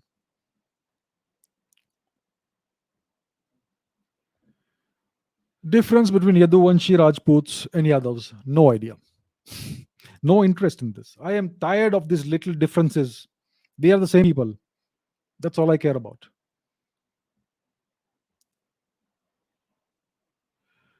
Do we have any other questions that are fascinating?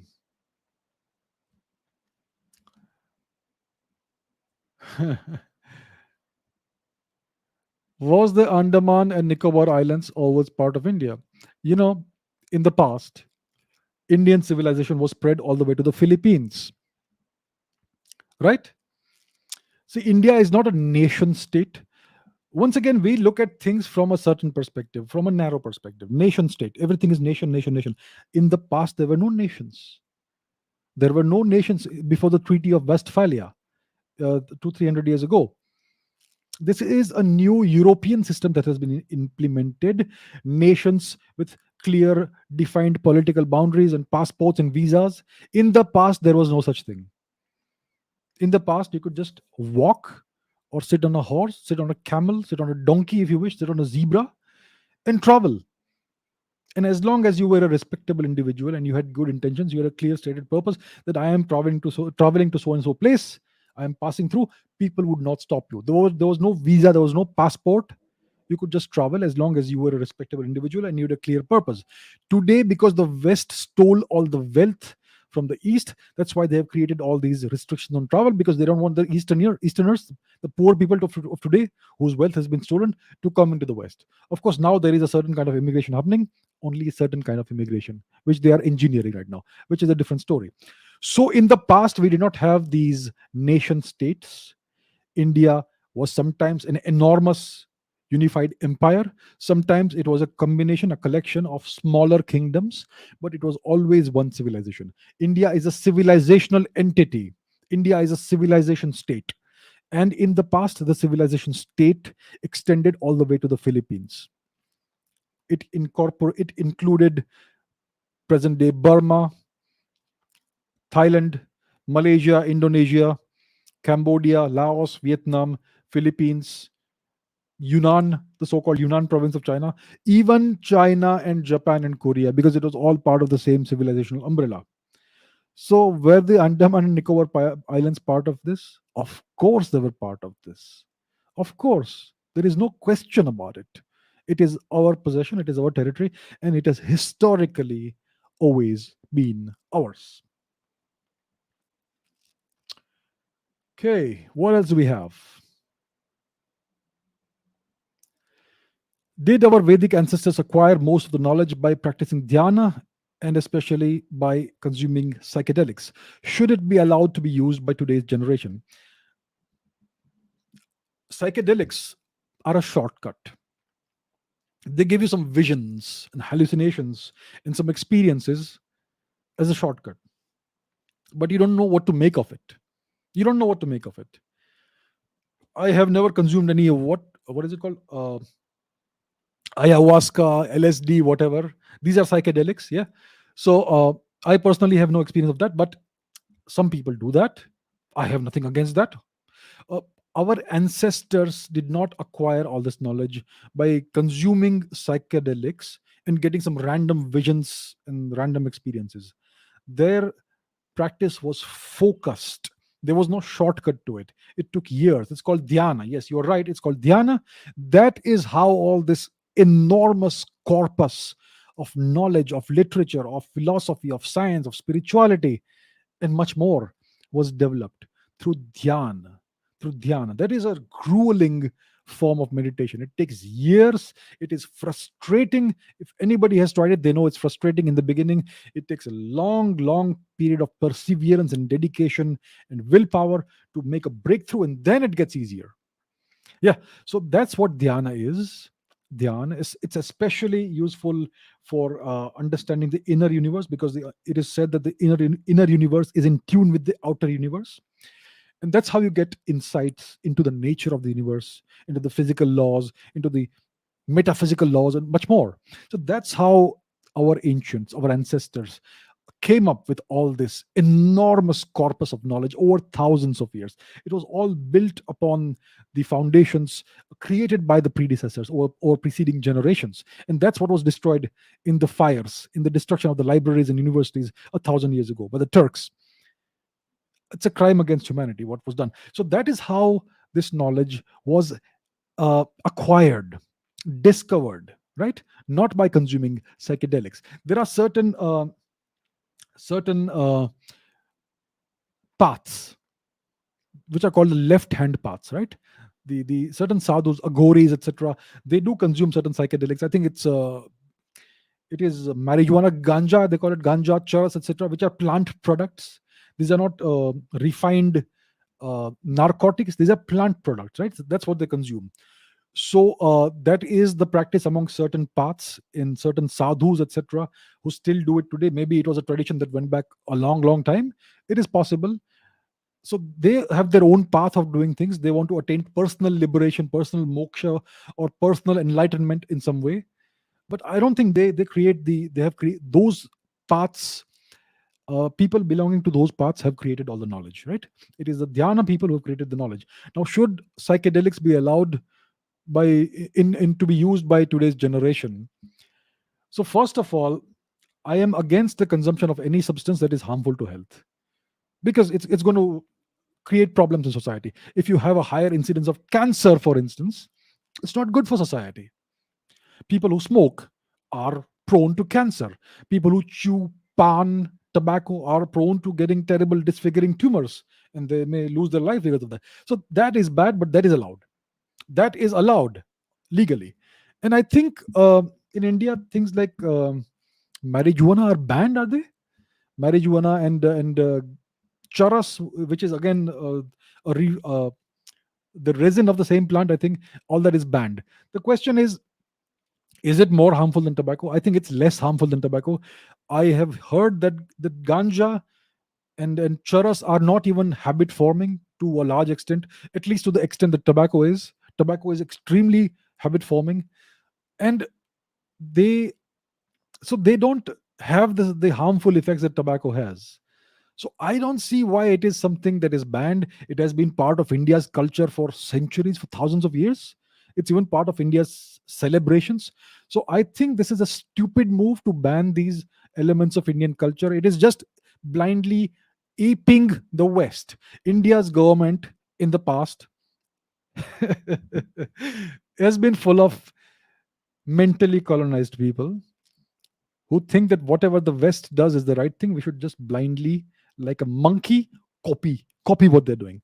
So I think that's why India banned the consumption of the use of ganja and charas. I think I see nothing wrong if some people want to do that. Is it a crime? Is there a victim somewhere? It's called a victimless crime. You do something which is against the law, but there are no victims. You're not harming anyone. So I think India needs to revisit these things. I know in practice it is not really implemented. People, I think they use it in festivals and all that, right? During Holi or whatever other festival, they people do use these products, and I don't think anybody cares. The police doesn't really interfere mostly. So I think it is implemented very laxly, but we need to remove these stupid provisions from India's law.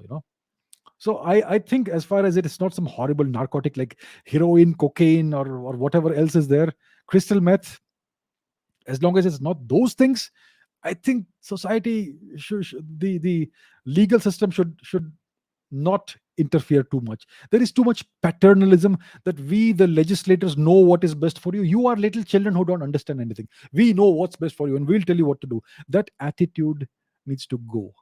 The legislators are not some gods, they are not some superior human beings. They are simply the representatives of the people of India, and they need to remember that. So this needs to change. India needs to change in this manner. Okay, let's take a couple of more questions. This is an interesting question. So I don't have an answer, but see, is Konkani older than Marathi? Where did the Konkani people originate? So this is a fascinating question. And why hasn't any goddamned historian in Maharashtra and Konkan answered these questions? I assure you that you ask any historian, any official historian in a university, they will give you some random answer. They don't have the answers. The Konkani Prakrit and Maharashtri Prakrit may have the same origin, because to an untrained ear, when you hear Konkani and when you hear Marathi, they sound pretty much similar. There is clearly differences in the two languages, but there is more similarity than there are differences. Right? So I think there is clearly a common origin. Maybe there was an older Prakrit that gave birth to both these languages. So the Prakrits are languages that are Apabhransh languages that are descendants of Paninian Sanskrit. So Konkani and Marathi, I think, are closely aligned, closely allied, closely related languages, and I am pretty certain they have the same origin. Where did the Konkani people originate? Well, Konkan is southwestern India, north of Kerala, north of Karnataka, I would say, yeah. Southern part of Maharashtra, Goa, that region is Konkan. Where did the people see? All the people of India have the same origin. We are all the descendants of the ancient Vedic people of India.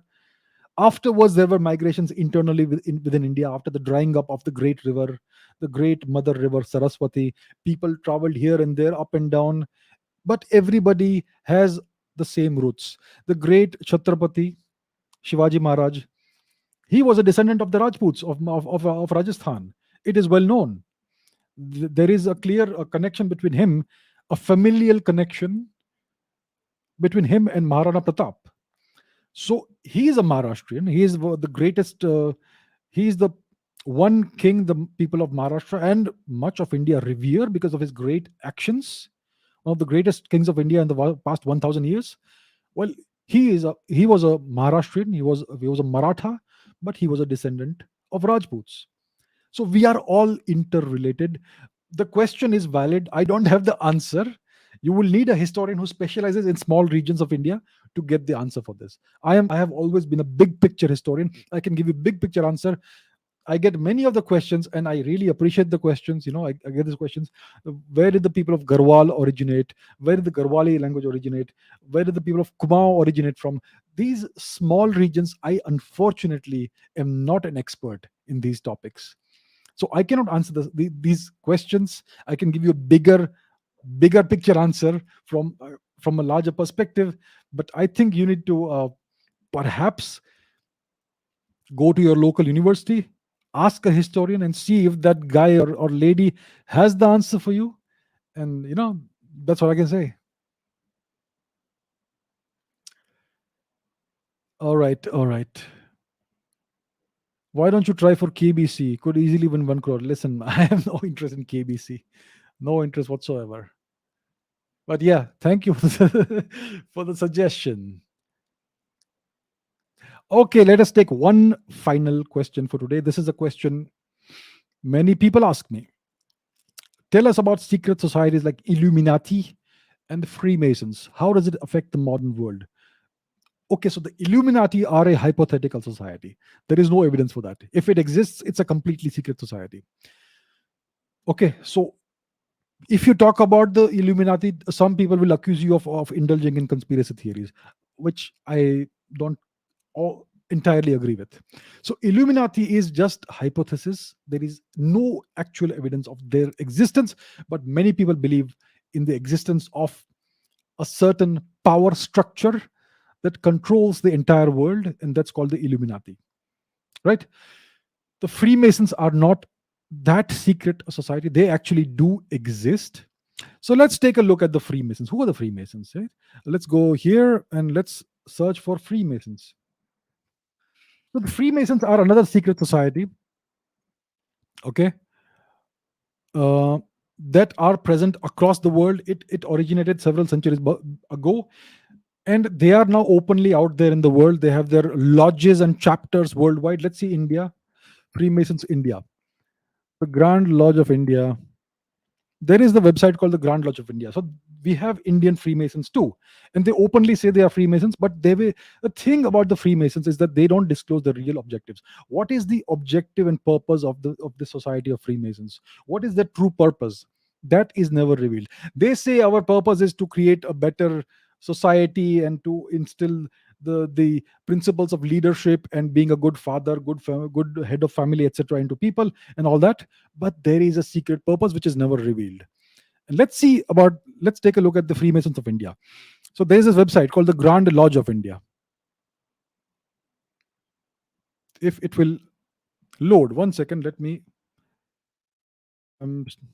Okay, there is this website called the Grand Lodge of India.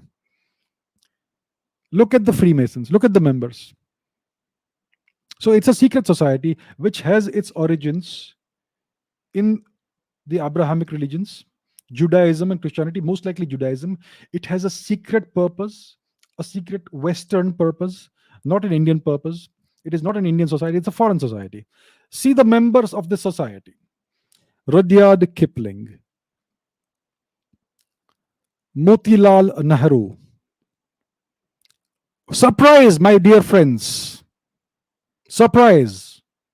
Behold, Swami Vivekananda, J.R.D. Tata, and so it continues. So this is a secret society whose true purpose we don't know. I'm not saying it's good or bad or whatever, but look at the individuals who are a part of that. It has nothing to do with Indian culture, Indian civilization, Indian national interest. Look at the people who were members of that society. I'm just showing you facts.